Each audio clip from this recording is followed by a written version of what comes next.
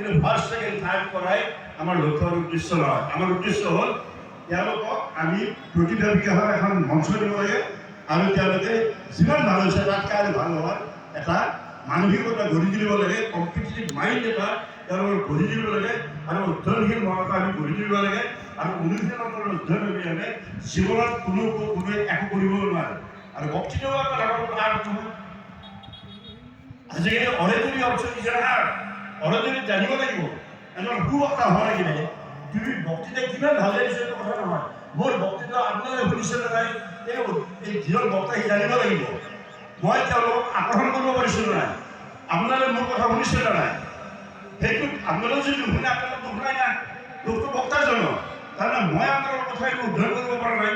সেইকাৰণে মই আপোনাক কৈছোঁ যে মই primary I was a teacher, I M a teacher, I shall B a teacher. মই এজন শিক্ষক আছিলোঁ, শিক্ষক হৈ আছোঁ আৰু শিক্ষকেই হৈ থাকিম। মই আগতে আমাক পৰিসৰৰ মাজত বক্তৃতা দিছিলোঁ আৰু ক্লাছৰ মাজত দিছিলোঁ। এতিয়া বেৰ ভাঙি গৈছে। এতিয়া মই যিটো কওঁ গুৰুজনাৰ এটা মূল আদৰ্শ আৰু লক্ষ্যৰ কথা মই কৈ যাওঁ আৰু সেই লক্ষ্য আৰু আদৰ্শ আমি হ'ব আহে গুৰুজনাকে একশৰণী একবিন্দ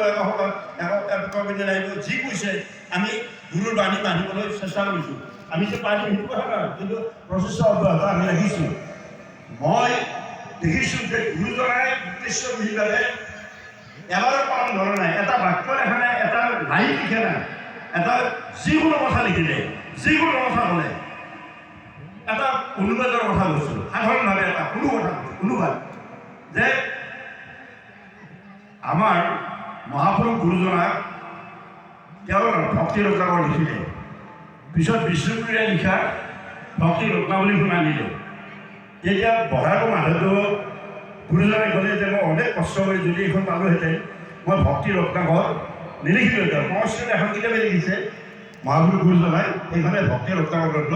তাৰমানে ভক্তি ৰত্নাকৰ গ্ৰন্থত আমাৰ ভাগৱতৰ মূল ভক্তিপৰ শ্লোককেইটা সেই শ্লোককেইটা আনি পেলাই তেওঁ নিজৰ ভাষাত লিখিছে ভক্তিপৰ শ্লোকবিলাক।